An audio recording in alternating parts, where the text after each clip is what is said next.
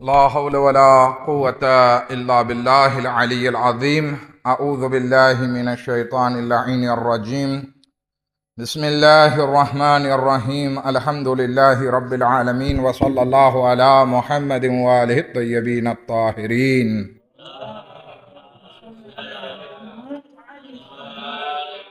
ولعنة الله على أعدائهم أجمعين. أما بعد، قال أمير المؤمنين: بسم الله الرحمن الرحيم. أوصيكم بتقوى الله ونظم أمركم. मौलाए कायनात हज़रत अमीर अल मोमिनीन अली इब्न अबी तालिब अलैहिस्सलातु वस्सलाम फरमावे छे,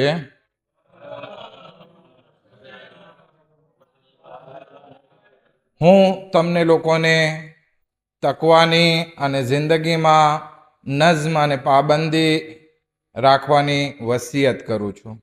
આપણે નહેજુલ બલાગા પત્ર નંબર 31 ઉપર વાત કરી રહ્યા છીએ અને આજનો જે પેરેગ્રાફ આપણે વાત કરવા જઈ રહ્યા છીએ એ જિંદગીમાં એટલો મહત્વનો પેરેગ્રાફ છે કે જેમાં ઇમામ અલી અલૈહિસ્સલામે આખી જિંદગીનો નિચોડ આપણી સામે રાખી દીધો છે. ઘણી મહત્વની બાબતો અહીંયા ઉલ્લેખ કર્યો છે, પરંતુ આમાં આપણે આગળ વધવા પહેલા આ પત્રનો જરાક તર્જુમો વાંચી લઈએ, જેમાં ઇમામ ફરમાવે છે, આય મારા દીકરા, મારી વસિયતને સમજવામાં ધ્યાન આપજે અને જાણી લે કે જે મોતનો માલિક છે એ જ જિંદગીનો પણ માલિક છે. જે ખાલિક છે એ જ મોત આપનાર છે. જે નાશ કરનાર છે એ જ ફરીથી બધું જીવંત કરનાર છે. અને જે ઇમ્તિહાનમાં મુબતલા કરે છે એ જ છુટકારો અને સલામતી આપનાર છે. અને આ દુનિયાની વ્યવસ્થા એ જ રીતે ચાલે છે જે રીતે અલ્લાહે નક્કી કરી છે, જેમાં ક્યારેક સુખ સુવિધા હોય છે તો ક્યારેક મુસીબત, અને છેવટે તેનો બદલો આપવામાં આવે છે. અથવા તો અલ્લાહની ઈચ્છા મુજબ એવું કંઈક બને છે જે તું જાણતો ના હોય. અને જો દુનિયાની આ બાબતો સમજવામાં તને કોઈ મુશ્કેલાત પડે તો તેને તારી પોતાની જેહાલત સમજજે, કારણ કે તારી ખિલકત વખતે તું કશું જ જાણતો ના હતો અને પછી તને ઇલ્મ આપવામાં આવ્યું, અને હજી પણ એવી ઘણી બધી વાતો છે જે તું નથી જાણતો. માટે તેમાં તારી અક્કલ અજબ થાય અને તારી નજર ભૂલ કરી બેસે, પરંતુ થોડા સમય પછી તને તે બધી હકીકત સમજાઈ જાય છે. માટે જેણે તને પેદા કર્યો, તને રોજી આપી અને તને સુંદર ઘાટ આપ્યો, તેને જ મજબૂતીથી વળગી રહેજે. ફક્ત તેની જ બંદગી કરજે, તેનાથી જ મોહબ્બત રાખજે અને ફક્ત તેનો જ ડર રાખજે. આય મારા દીકરા, જાણી લે કે અલ્લાહ વિશે એવી સચોટ અને સાચી માહિતી બીજા કોઈ નથી આપી જેવી આપણા પૈગંબર હઝરત મોહમ્મદ મુસ્તફા સલ્લલ્લાહુ અલૈહિ વસલ્લમે આપી છે.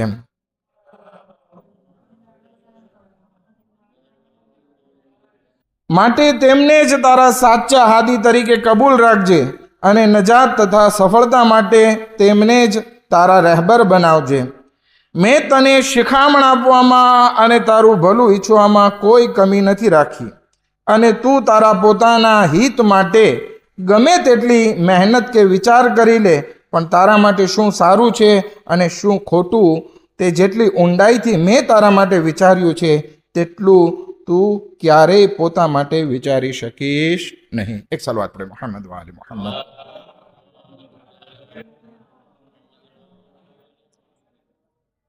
આ લાંબો પેરેગ્રાફ હતો કે જેમાં ઇમામ અલી અલૈહિસ્સલામ લગભગ 6 વાતો આપણી સમક્ષ રાખે છે.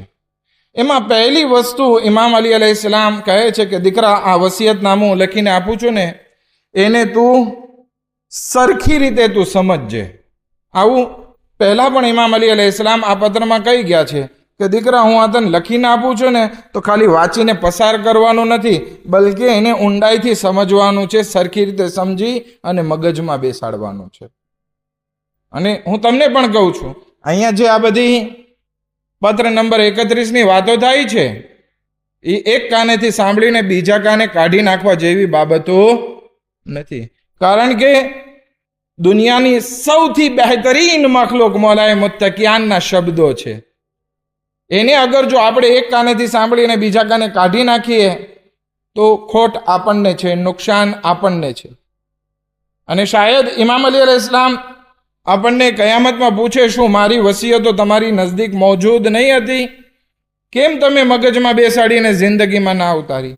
એટલે ઇમામ અલી અલૈહિસ્સલામ આ પત્રમાં અલગ અલગ જગ્યાઓ ઉપર ઇમામ હસનને ખાસ ભલામણ કરે છે. ફતફહમ યા બુનૈયા વસિયતી, અય મારા દીકરા, મારી વસિયતને તું સરખી રીતે સમજજે. આ એક વાત. બીજી વાતમાં ઇમામ અલી અલૈહિસ્સલાતુ વસ્સલામ અલ્લાહ વિશેની અમુક સિફતો બયાન કરે છે, 4 સિફત બયાન કરે છે. અને આ સિફતો એકબીજાથી વિરોધ હોય એવી લાગે છે.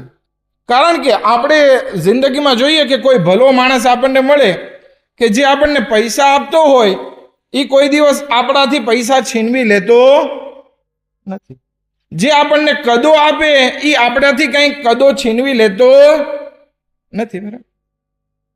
જે આપણા સાથે સારું કરે છે એ આપણા સાથે ખરાબ કરતો નથી. પરંતુ ખુદાની ઝાત એવી છે કે જેમાં બંને સિફત મળે છે. ઇમામ ફરમાવે છે, અહીં મારા દીકરા, પહેલી સિફત જાણી લે, વાલમ અન્ના માલિકલ મૌત હુવા માલિકુલ હયાત. અહીં મારા દીકરા જાણી લે, ઈ અલ્લાહ કે જે આપણી મોતનો માલિક છે એ જ આપણી હયાતનો માલિક છે. ખુદાવંદી આલમ કુરાને મજીદમાં પણ આ રીતે ફરમાવે છે, ખલકલ મૌત વલ હયાત, કે ખુદાએ મોતને પણ ખલ્ક કરી છે ને ખુદાએ હયાતને પણ ખલ્ક કરી છે. એટલે કે ખુદા ઈ છે કે મોત પણ ઈ જ આપે છે ને હયાત પણ આપે છે. તમે કહો છો આગળ સાહેબ પહેલા હયાત આવે ને પછી મોત આવે, તો શા માટે નહેજુલ બલાગામાં પહેલા મોતની વાત આવે છે ને પછી હયાતની વાત આવે છે? એનું કારણ એ છે કે આપણી જિંદગી મહત્વની નથી. આપણે તો આ દુનિયામાં આવ્યા અને ચાલ્યા ગયા, તો આ જીવન મહત્વનું નથી. આપણી મોત કેવી થાય એ મહત્વની છે. એટલા માટે નહેજુલ બલાગામાં પણ આપણે જોઈએ, હદીસોમાં પણ જોઈએ અને કુરાને મજીદમાં પણ આપણે જોઈએ તો મોતનો જિક્ર પહેલા હશે અને હયાતનો જિક્ર પછી હશે. ખેર, કહેવાનો મકસદ એ છે, હયાત અને મોત આ બંને વસ્તુ ખુદા જ આપે છે. ભલે આપણને મોત સારી લાગે કે ના લાગે, હયાત સારી લાગે કે ના લાગે, આ બંને વસ્તુ દેવા વાળો અલ્લાહ છે. પછી બીજી સિફત ફરમાવે છે, વા અન્નલ ખાલિકા હુવલ મુમીત, કે જે તમને ખલ્ક કરે છે ને એ જ તમને મારી નાખે છે. ખુદાવંદી આલમ આપણને ખલ્ક કર્યા, તો કે ભાઈ ખુદાએ ખલ્ક કર્યા એમાં શું બહુ મોટી વાત છે? આપણે પણ ઘણી બધી વસ્તુ બનાવીએ છીએ, નથી બનાવતા? શું શું બનાવો છો? ઘરે જાઓ તો મદામ હોય તો સારા સારા સમોસા બનાવે, કબાબ બનાવે, નથી બનાવતા? એ પણ સમોસા ને કબાબની ખાલિક ના થઈ? આજે ખલીલભાઈએ હુરુ બનાવ્યું હતું તો ખલીલ હુરુનો ખાલિક થયો, બરાબર છે? એનું શાક બનાવવાનો ખાલિક થયો. પણ ખુદાની ખિલકત અને આપણી ખિલકતમાં ફર્ક છે. એ શું ફર્ક છે? થર્મોડાયનેમિક્સનો પહેલો નિયમ છે. તમે સાયન્સ ભણ્યા હોય તો તમને ખબર પડી આવશે કે તમને સ્કૂલમાં શીખવાડ્યું હશે કે દુનિયામાં કોઈ વસ્તુ નવી નથી બનતી અને કોઈ વસ્તુ ફના નથી થતી. તો શું થાય છે? એક વસ્તુમાંથી બીજી વસ્તુમાં ટ્રાન્સફર થઈ જાય છે. પેલા લોટ હતો એમાંથી આપણે રોટલી બનાવી, પેલા હુરુ જીવતું હતું એને કમિટીવાળાએ ખરીદી કરી, જબા કર્યો અને ખલીલભાઈએ એનું શાક બનાવ્યું. તો હુરુમાંથી શું બની ગયું? હુરુનું શાક બની ગયું. એટલે કોઈ નવી વસ્તુ વજૂદમાં નથી આવી, પરંતુ ખુદાવંદી આલમ ખાલિક છે. ખાલિક એટલે શું? આપણે કોઈ વસ્તુ નહોતા. કેવા હતા? લમ યકુન શૈઅન મઝકૂરા, અસલન આપણે વર્ણવાને લાયક નહીં હતા. એક વખત હઝરત આદમ અલૈહિસ્સલામ પહેલા કહેવામાં આવે કે આગામુખી આવશે. કોણ આગામુખી? કેવા હશે? એની શું હશે? એના હાથ હશે, પગ હશે? કોઈ ફરિશ્તાઓને કાંઈ ખબર નહોતી હું હોય કે તમે, કારણ કે આપણે કાંઈ ઉલ્લેખવાને જ લાયક નહીં હતા, એવી આપણી હાલત હતી. લમ યકુન શૈઅમ મઝકૂરા, એટલે ઝેરોમાંથી ખુદાવંદી આલમે આપણને ખલ્ક કર્યા છે. તો ઇમામ અલી અલૈહિસ્સલામ ફરમાવે છે વાન્નલ ખાલિકા હુવલ મુમીત, કે ખુદાએ જ આપણી ખિલકત કરી છે અને ખુદાવંદી આલમ જ આપણને મોત આપે છે.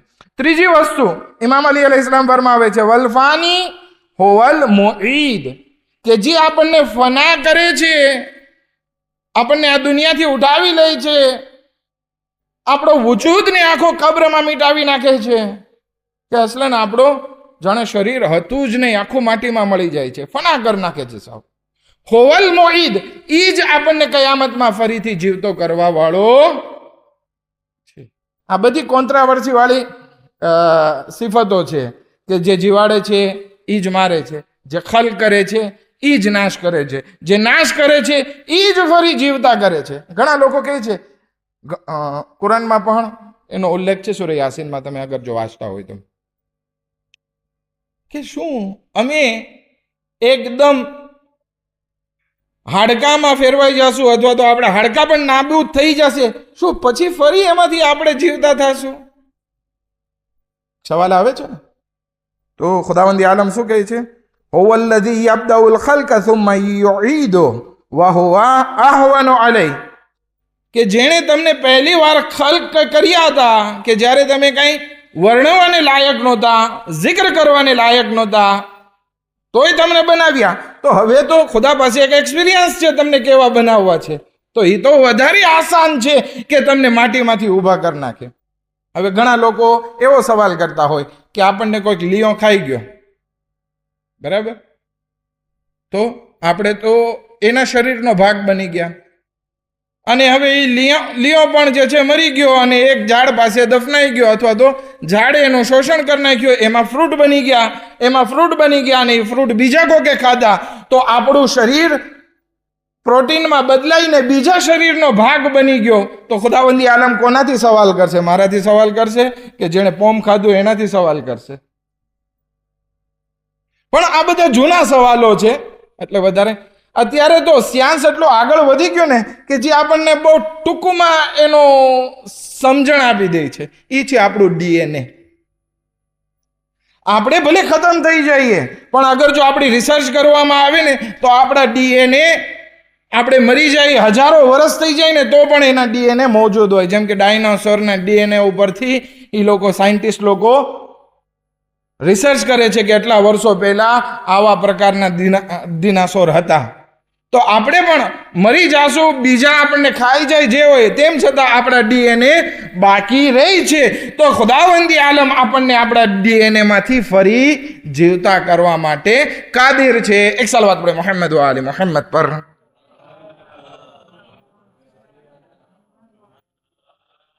ખુદાવંદી આલમ, ઇમામ અલી અલૈહિસ્સલામ ચોથી સિફત બયાન કરે છે. ત્રીજી સિફત શું હતી? કે ખુદાવંદી આલમ આપણને ફના કરી નાખશે, પછી પાછો આપણને જીવતો કરશે. ચોથી સિફત જે ઇમામ બયાન કરે છે એમના દીકરાને, વલ મુબ્તલા હુવલ મુઆફી, કે જે આપણને ઇમ્તિહાન અને મુસીબત અને દુઃખ દર્દમાં મુબ્તલા કરે છે એ જ આપણને ફરી પાછી સલામતી અતા કરે છે. આપણે જોઈએ છીએ ઘણી વખત એવા પ્રોબ્લેમમાં હોય કે વાત પૂછોમાં, અને થોડાક વખત થાય એટલે એ પ્રોબ્લેમ રેઝોદરે થઈ જાય અથવા જૂનો થઈ જાય, ભૂલાઈ જાય, અને આપણે ફરી આપણું જીવન સારું જીવવા લાગીએ. ઘણા લોકો એવી બીમારીમાં હોય કે આખા દેકોરાજે થઈ જાય, શું થશે મારું, વળી થોડાક વખત ના થાય, વળી પાછો તંદુરસ્ત હોય. તો ખુદા જ છે જે મુસીબતો મોકલે છે, દુઃખ દર્દ મોકલે છે, અને એ જ અલ્લાહ છે કે જે ફરી આપણને આફિયત અને સલામતી નસીબ કરે છે. એટલે ઇમામ અલી અલૈહિસ્સલામ એના દીકરાને સમજાવવા ચાહે છે, આપણને સમજાવવા ચાહે છે કે જાણી લ્યો કે આખો નિઝામ ખુદાવંદી આલમના હાથમાં છે. એ જેમ ચાહે આપણને જીવાડે, જેમ ચાહે આપણને રાખે, જ્યારે ચાહે મોત આપે, જ્યારે ચાહે જીવન આપે, જ્યારે ચાહે એ આપણને આ દુનિયાથી ઉઠાવી લે, અને જ્યારે ચાહે આપણને ફરીથી જીવતા કરે. બધું એના હાથમાં છે. માટે ઇમામ અલી અલૈહિસ્સલામ પછીની વાત કરે છે કે આ બધું શા માટે કરે છે? કે જેથી તમારું ઇમ્તિહાન લઈ શકે. ખુદાવંદી આલમ કુરાનમાં પણ આ વસ્તુ ઇરશાદ ફરમાવે છે, લિયબ્લુવકુમ અય્યુકુમ અહસનુ અમલા. ખુદા જીવન આપે, મોત આપે, મુશ્કેલાત આપે, આફિયત આપે, આ બધી વસ્તુ આપે છે શા માટે? કે જેથી ખુદા આપણને અજમાવે કે તમારામાંથી સૌથી બહેતરીન અમલ કરવા વાળો કોણ છે. ખુદાવંદી આલમને શું જરૂર છે આપણને એટલી મુસીબત આપે, મોત આપે, ફના કરે, વળી જીવતા કરે? શું જરૂર છે? જરૂરત એ વાતની છે કે આપણે સરખા નિખરીને બહાર આવીએ. એક સોનાનો ટુકડો જે હોય એ ગંદી માટીમાંથી નીકળે છે, બરાબર છે ને? તમે માયવતનમાં જાઓ તો ત્યાં માણસો માટી ફાંસી ચાળતા હોય, એમાંથી ઝીણી ઝીણી ભૂકી કાઢે, પછી એને ગાળે અને કેટલાય ઓલામાંથી પસાર કરીને એક સોનાનું બિસ્કિટ બનાવે. ઘણા લોકો ટ્રાફિક કરે અને ઘણા લોકો એને પીગળાવીને શું કરે? સટ બનાવે. પછી શોભા બને છે. તો આ શોભા ક્યારે બની? હાર બનાવે છે, બુટ્ટી બનાવે, બંગડી બનાવે. આ શોભા ક્યારે બને? તો કે આટલી બધી મુસીબતોમાંથી જ્યારે પસાર થાય ને ત્યારે. એવી જ રીતે આ ઇન્સાન છે, ખુદાવંદી આલમ એને જેટલી મુસીબતમાં મૂકે એ આટલો નિખરીને સામે આવે, એની ઘડતર બહુ સારી થાય. એટલા માટે જ ઘણી વખત સોના કરતા ગળામણ મોંઘી હોય છે. કારણ કે જેવી જેવી ગળામણ એવી એવી ઇન્સાનની કિંમત બને છે. આપણી અગર જો આ મુસીબતોમાં ગળામણ સારી થઈ, આપણે સારા બની ગયા, ખુદાવંદી આલમ આપણને એવો જન્નતમાં બહેતરીન દરજ્જો નસીબ કરશે. એક સલવાત પડે મોહમ્મદ વ આલી મોહમ્મદ પર.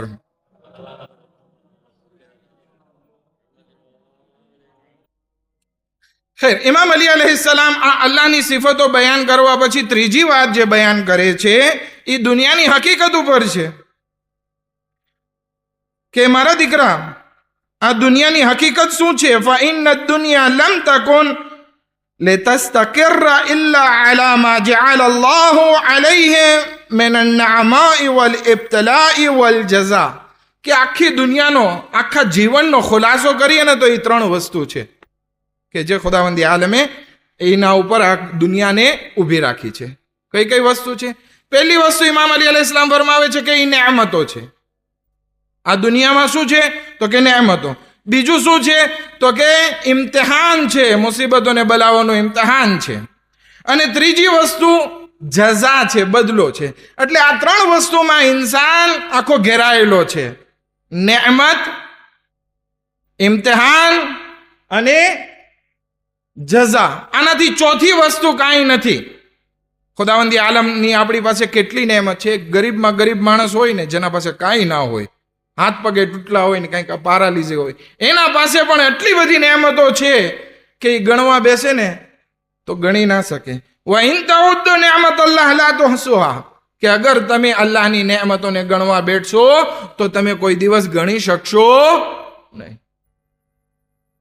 જ્યારે કે ઇન્સાનની સિફત એ હોય કે ના હોય એનો રોદણા વધારે રોવે છે, જે છે એના ઉપર શુક્ર ઓછો કરે છે. ખેર, ઇમામ અલી અલૈહિસ્સલામ ફરમાવે છે કે પહેલી વસ્તુ ઇન્સાન જેનાથી ઘેરાયેલો છે એ છે નેમત. બીજું ઇબ્તિલા એટલે કે ઇમ્તિહાન, મુસીબત, કસોટી, એમાં ઘેરાયેલો છે. ખુદાવંદી આલમ ઘણી વખત નેમતો આપીને ઇમ્તિહાન લે છે, ઘણી વખત નેમતો છીનવીને ઇમ્તિહાન લે છે. જોવે કે મારો બંદો શુક્રગુજાર કેટલો છે. અને આ બે વસ્તુમાંથી જ્યારે પસાર થાય ત્યારે એને બદલો મળે છે. ઘણી વખત ઘણા ઇન્સાનને દુનિયામાં બદલો મળી જાય, ઘણા ઇન્સાનને દુનિયામાં કંઈ ના મળે અને આખિરતમાં બદલો મળે, ઘણા ઇન્સાનને દુનિયા અને આખિરત બંનેમાં બદલો મળે. માટે આપણે અલ્લાહ પાસે દુઆ કરતી રહેવી જોઈએ. કઈ દુઆ? રબ્બના આતિના ફિદ દુનિયા હસના વ ફિલ આખિરતે હસના. ખુદાએ તું મને દુનિયામાં પણ નેકી અતા કર અને આખિરતમાં પણ નેકી અતા કર. કારણ કે આપણો ખુદા સખાવતમંદ છે. એ દુનિયામાં પણ આપણને દઈ શકે ને આખિરતમાં પણ અતા કરી શકે. ખેર, ત્યારે હવે ઇમામ અલી અલૈહિસ્સલામ ફરમાવે છે કે બીજી વસ્તુ જે તમને આપે છે એ કસોટી છે. તમે એમ ના સમજો કે આ બધી નેમત આવી તો આપણે રાજા થઈ ગયા. નહીં, એ ઇમ્તિહાનનું કારણ છે. ભલે પછી માલ હોય, ઔલાદ હોય, પત્ની હોય, આ બધું ઇમ્તિહાન છે. એમાં આપણે દુનિયાની રંગીનીમાં રંગાઈ નથી જવાનું, આપણે આખેરતને નથી ભૂલવાનું. ખુદાવંદી આલમ કુરાનમાં ફરમાવે છે, ઇન્નમા અમવાલુકુમ વ ઔલાદુકુમ ફિતના, કે તમારી પાસે ઔલાદ અને જે માલ છે એ ઇમ્તિહાનનું કારણ છે. ખુદાવંદી આલમ એનાથી ઇમ્તિહાન લે છે કે અમારા બંદાને હું અમાનત રૂપે આપું છું, ઔલાદ આપું છું. ઔલાદને કઈ જગ્યાએ લગાડે છે? એને શું શીખવે છે?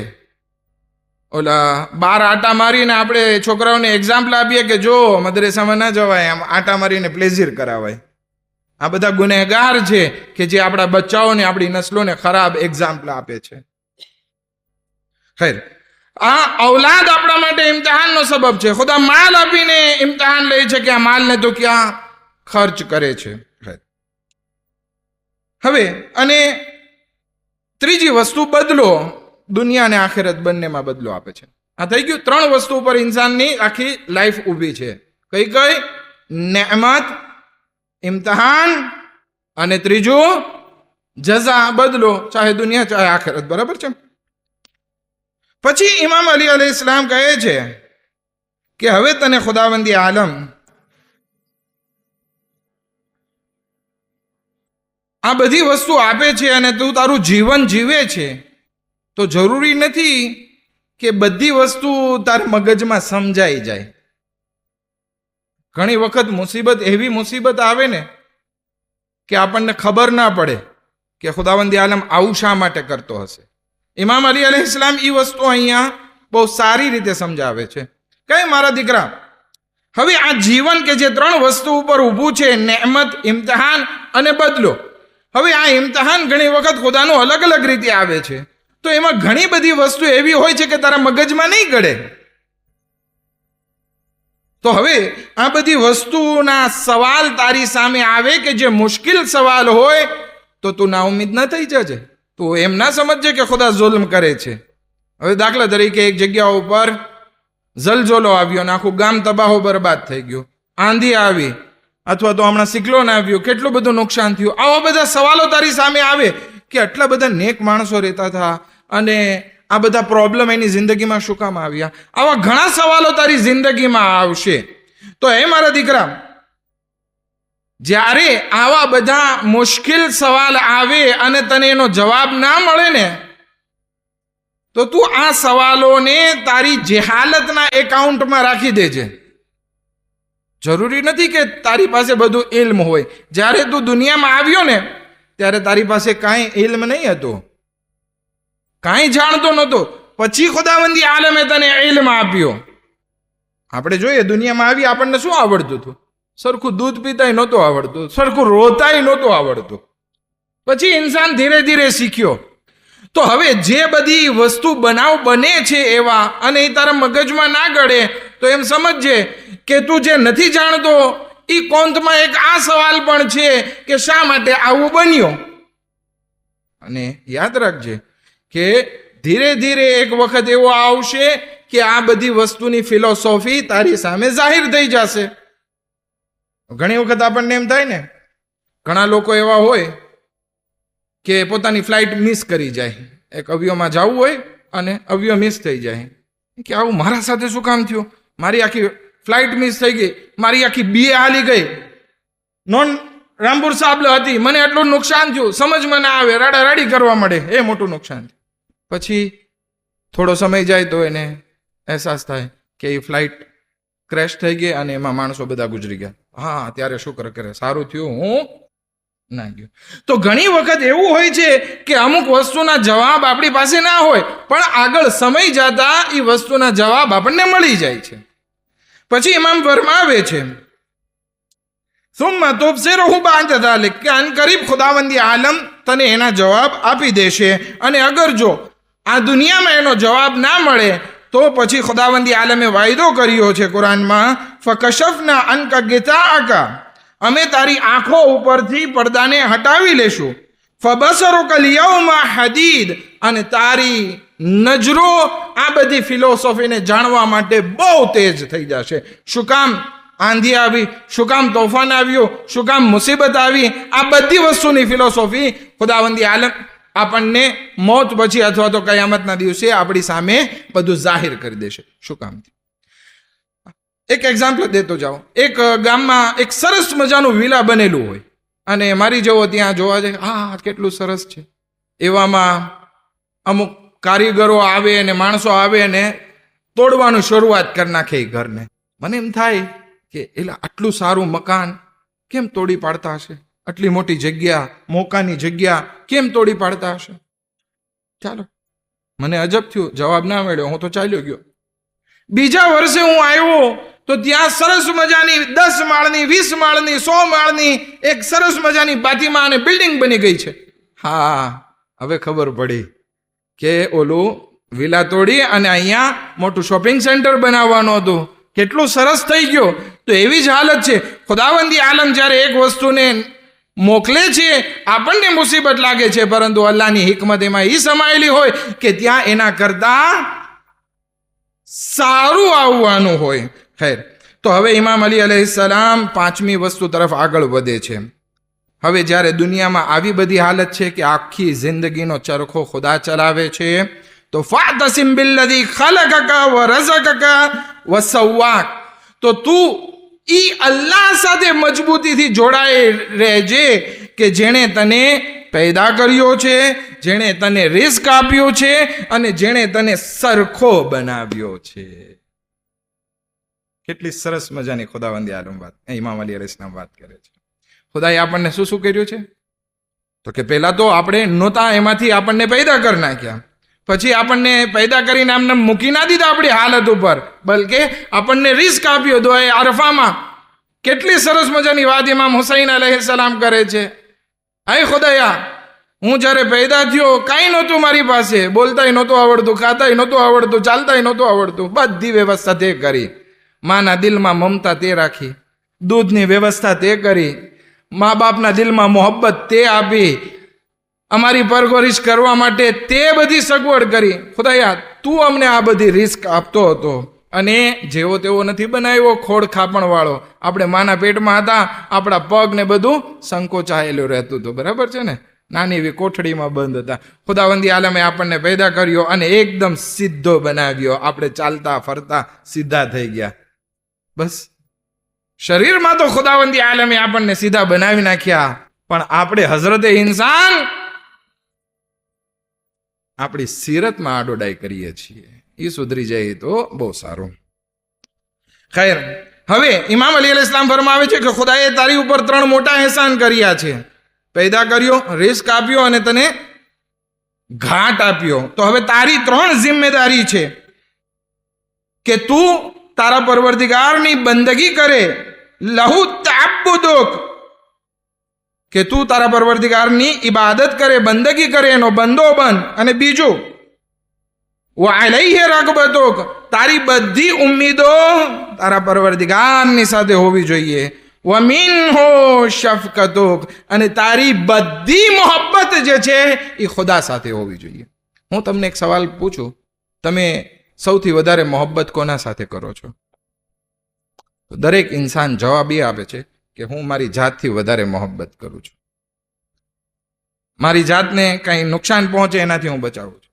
તો કે હવે તારે મોહબ્બત બીજા કોને વધારે કરવી જોઈએ તારી જાત ઉપરાંત?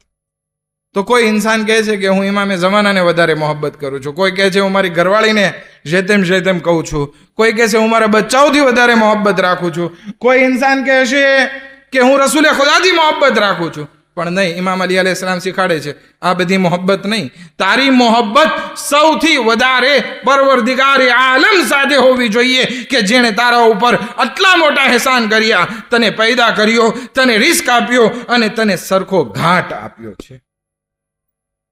રસૂલે ખુદા પાસે પણ એક જવાન આવે છે અને કહે છે, યા રસૂલલ્લાહ, જેતેમ હું તમને બહુ મોહબ્બત રાખું છું.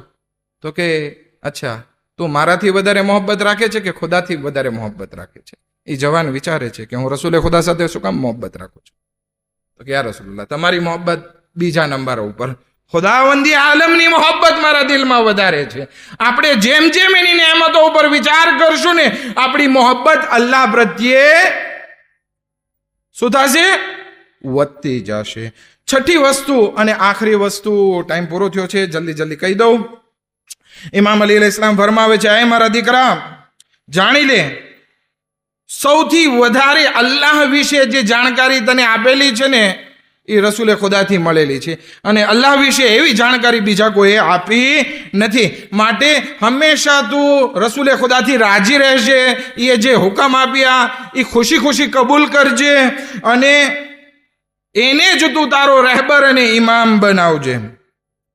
અને ઇમામ છેલ્લે જે વાત કરે છે, એ દીકરા, આ બધી નસીહતો કરી છે ને, મારી જેવી નસીહત તને બીજું કોઈ નહીં કરી શકે.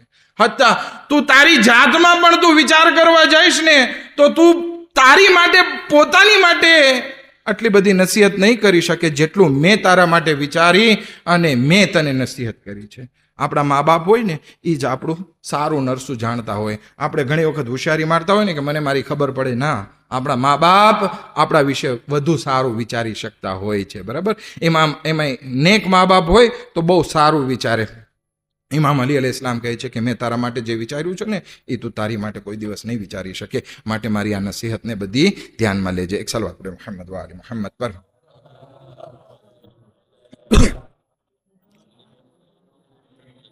કરબલાનો રૂખ કરીએ આપણે 2 જુમલામાં સાહેબના. આપણે માહે રમઝાનમાં ભૂખ લાગે છે, પ્યાસ લાગે છે, પણ આપણને એક ઉમેદ હોય કે કરીબ રોજો ખુલશે અને આપણને ખાવા પીવાનું મળી જશે. પરંતુ હાય રે, કરબલામાં પ્યાસ એવી હતી કે જે લોકોને ખબર નહીં હતી કે અમારી પ્યાસ ક્યારે બુજાશે. જે સવારથી મેદાનમાં જ હતું, પાછું નહીં આવતું. સકીના એમના ચાચા પાસે ફરિયાદ કરે છે, અલે આતશ, હઝરત અબ્બાસ અલૈહિસ્સલામ પાણી લેવા જાય છે, પરંતુ બંને હાથ કપાઈ જાય છે. ઇમામ હુસૈન અલૈહિસ્સલામ હઝરત અબ્બાસ નું અલમને મશ્કે સકીના લઈ આવે છે, પણ શું જોવે છે? અલમ તો આવ્યો, અલમ બરદાર ના આવ્યા. સકીલા કહે છે, બાબા હવે પાણી नहीं मांगू, मारा चचा ले पाचा ले आओ. अला लानतुल्लाह अलल कौमि ज़ालिमीन. सयअलमु الذين ظلموا أي منقلب ينقلبون. इन्ना लिल्लाहि व इन्ना इलैहि राजिऊन. ज़ियारत इमाम हुसैन अलैहिस्सलाम.